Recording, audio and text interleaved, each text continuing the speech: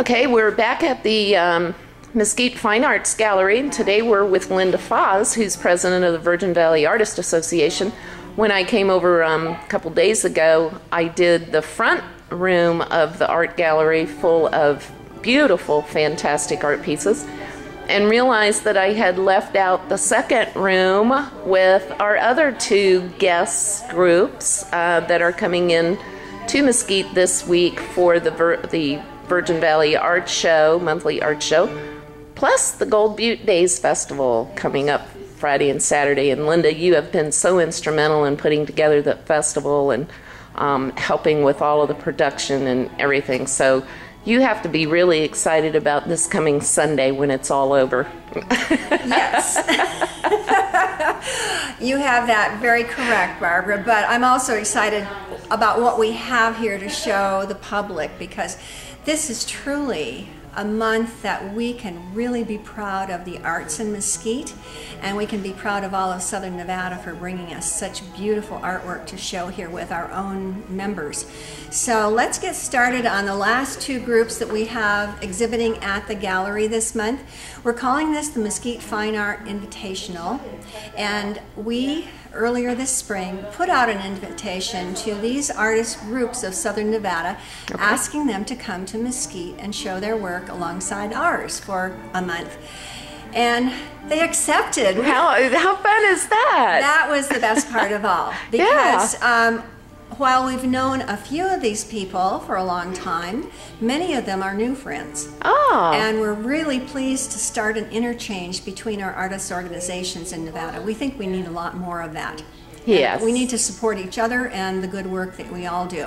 So let's get started here with work from the Moapa Valley Art Guild. Okay. Of course, you might be familiar with some of these people, and a lot of the people watching your video will know these names so well. Yeah. Because some of them have been here for a long time, and they're well-known artists in our area.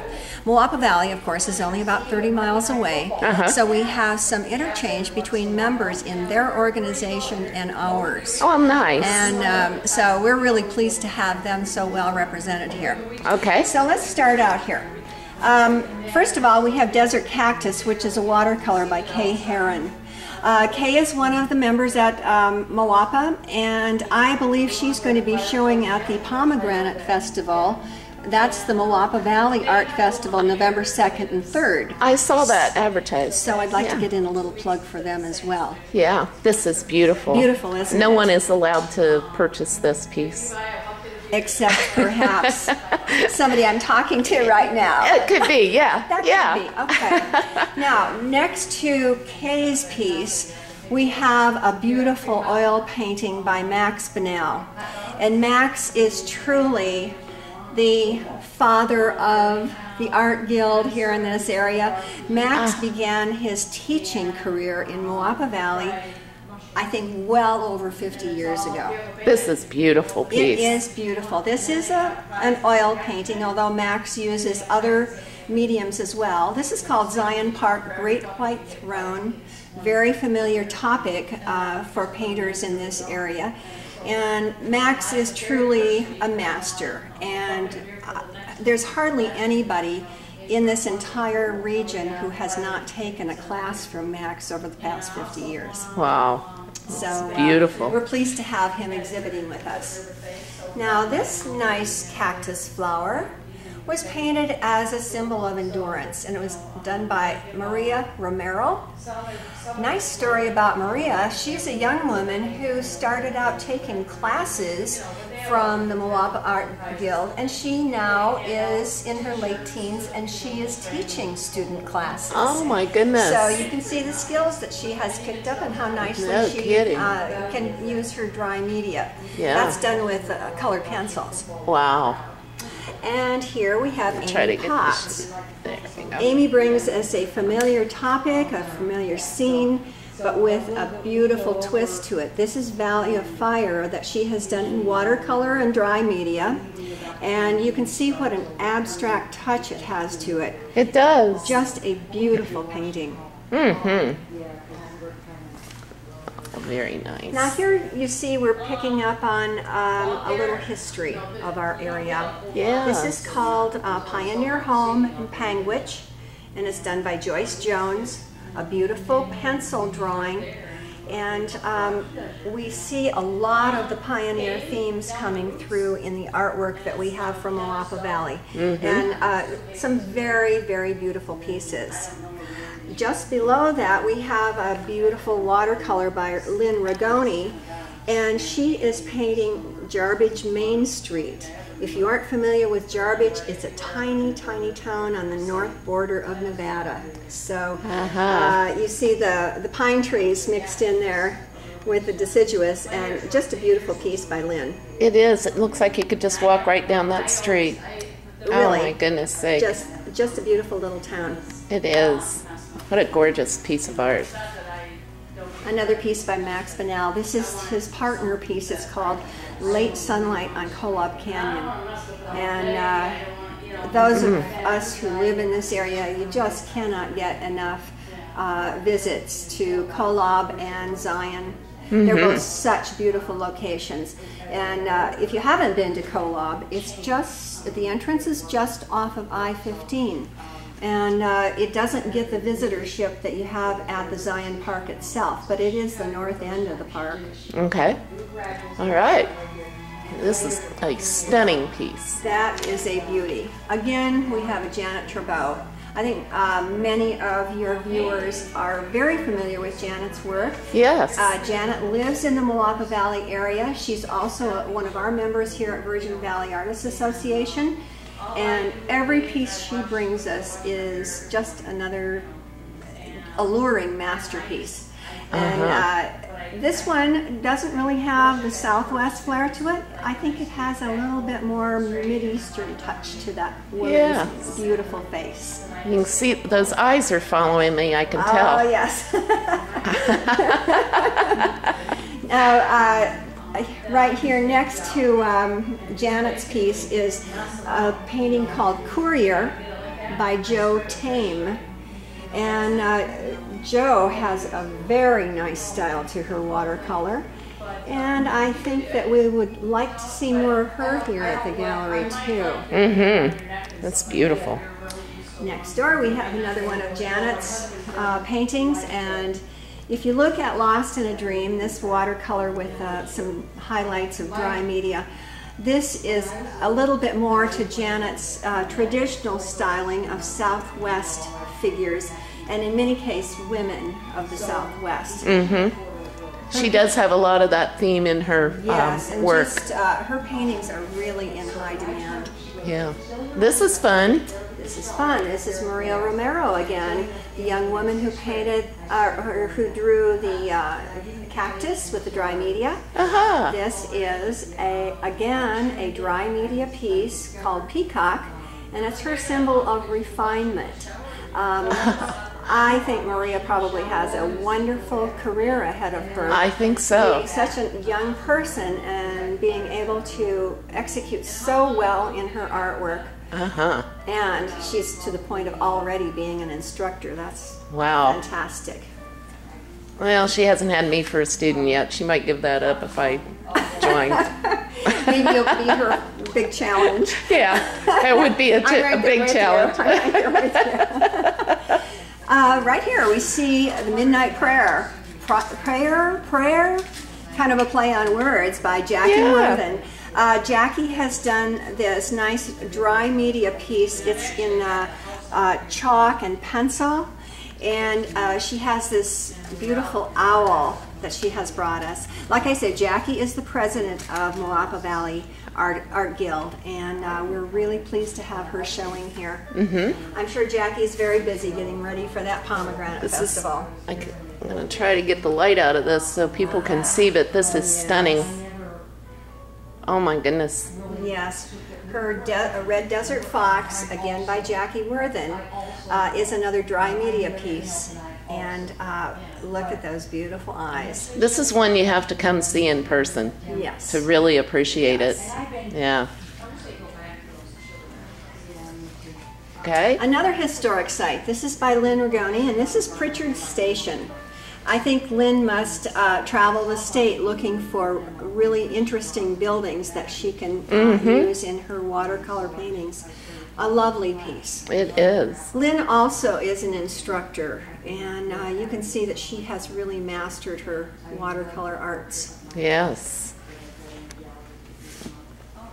Here we have a nice still life. Sunday morning. Some beautiful fruit, and this is dry media, I think primarily pastel, and it's done by Colleen Webb of the Moapa Valley Art Guild. Very pretty, very pleasing piece. It is. And Joyce Jones, another historic building. This is Mormon Fort, a watercolor, and beautiful shading on the trees.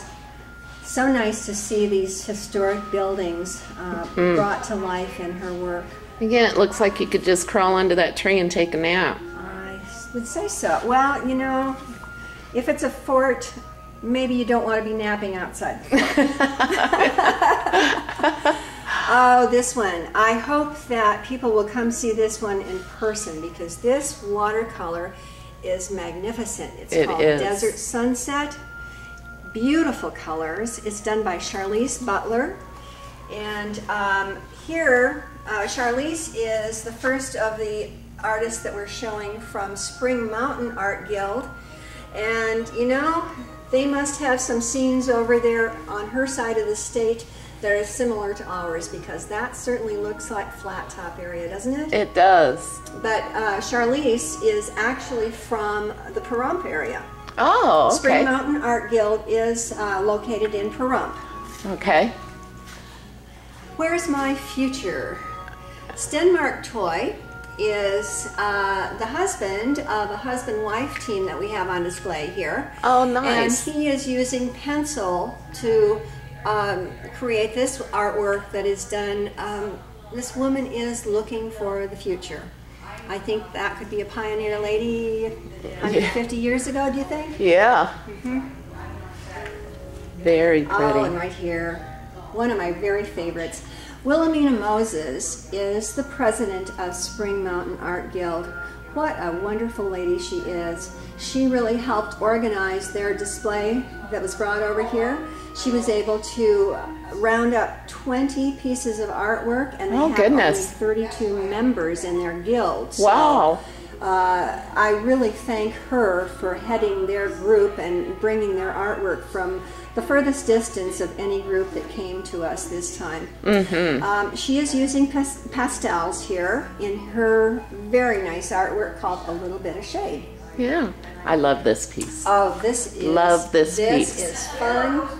I think you'd call this a trompe l'oeil, because don't you think it's a photograph of the side of a building? Yes. And yet it's not. This is an oil painting called Country Kitchen, and it's done by Lenora Danielson of Spring Mountain Art Guild. Oh my goodness, I just love it. I love the details. Yes. I love the corrugated metal.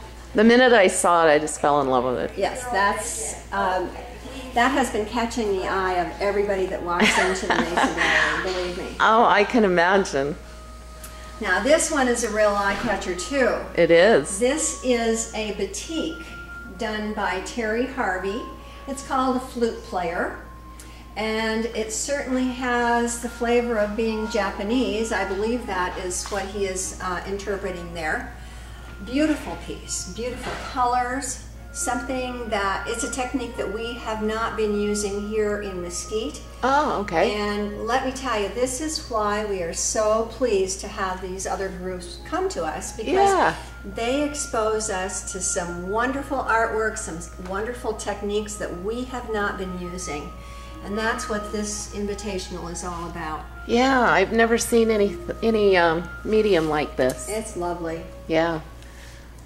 Oh, this is so and cute. This is lovely too. So cute. Called Sunrise. This is by Princey Simonson. It's an acrylic painting, and who doesn't love a scene of beautiful horses down at the river? Yeah, and the little colt. Well, they have the baby.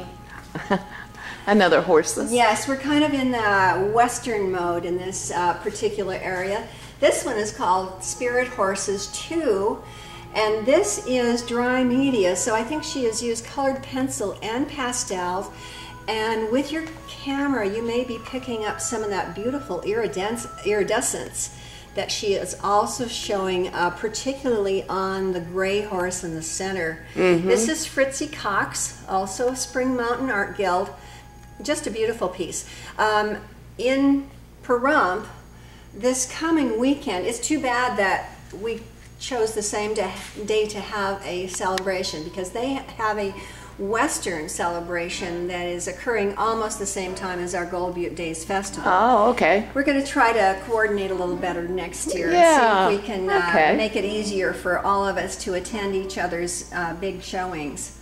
Here's another cowboy piece, Rocking M. Bronc Rider. It's a very nice watercolor by Lori McCawson, and Lori really has the action of that cowboy and horse. There is a tremendous amount of detail in this. Yes, art. lots of detail, lots of energy to her painting. Yes. And continuing with the cowboys. More cowboys. This one's called Steppin' Off, and I hope he steps off, he doesn't get thrown off. This is a dry media, which again is probably mostly pastels. It may have some touch of colored pencils there, and it's done by Sharon Records. And like I say, they do a lot of Western motif because of their Western show that they have in Pahrump in October of every year. I love this one too. Oh, this is pretty. Oh, I just love it. This takes us back to a country garden. Yes. This is called Spring by Carol McGovern, a beautiful watercolor. She really has captured a lovely still life scene with her flowers. Yes. It's so calming. Yes, it is. And she's really very nicely captured the glass vase that the flowers are placed in. Yeah. Another pencil drawing. This is dry media done by Ty Cook, and it's called Iris. One of our favorite flowers, isn't it? That's I like that one. I like them all. I do too. Good thing I don't have much wall space. It's a good thing I don't have to pick my favorite. Yes. Now this shows you how nice it is to have people from another region of the state, because not everybody here in Mesquite has a chance to visit all the parts of our big state of Nevada. And this is a painting called Crystal Memory Ash Meadows. It's an oil by Dora Smith. Ash Meadows is a beautiful area north of Pahrump, very, very well-known part of the state, but we don't always get over there. And so Doris brings that beautiful scene to us, and look at the fineness of her work in the grasses in the center of that island there in the meadows. It almost looks so real. It's a beauty. I have that one as a screensaver on my computer right now. Not sure I meant to, but somehow when I was taking some photographs, there it popped up as a screensaver, and I just left it there. Nice. Laguna Sunset. This is an oil done by Kim Archer, not meant to be a Nevada scene. This is meant to be Laguna Beach, California. And there we are. Years ago, I used to watch that sunset on the Pacific, and Kim has really captured it very well. Now you watch the sunset on the Mesa. I sure do. This is beautiful. Autumn. Isn't this a lovely oil work by Ethel Barlow? Just a beautiful scene. They are called Spring Mountain Art Guild, and they are just a few miles from the Spring Mountain area, which of course has beautiful alpine scenes. And I have an idea that Ethel went up into the Spring Mountain area to capture this scene for her painting. Yes. And this is a masterpiece. Oh, it is. Very traditional. Look at the lace, look at the beautiful goblet and the pretty fruit. This is called Fruits of the Vine. It's an oil done by Dorothy Slicker, and she really has captured this wonderful realism technique that was so popular, maybe 100 years ago, and not used quite so much now, but you certainly can enjoy the wonderful pieces that people bring to us nowadays in this style, because you just don't see them as much anymore. Yeah. Okay.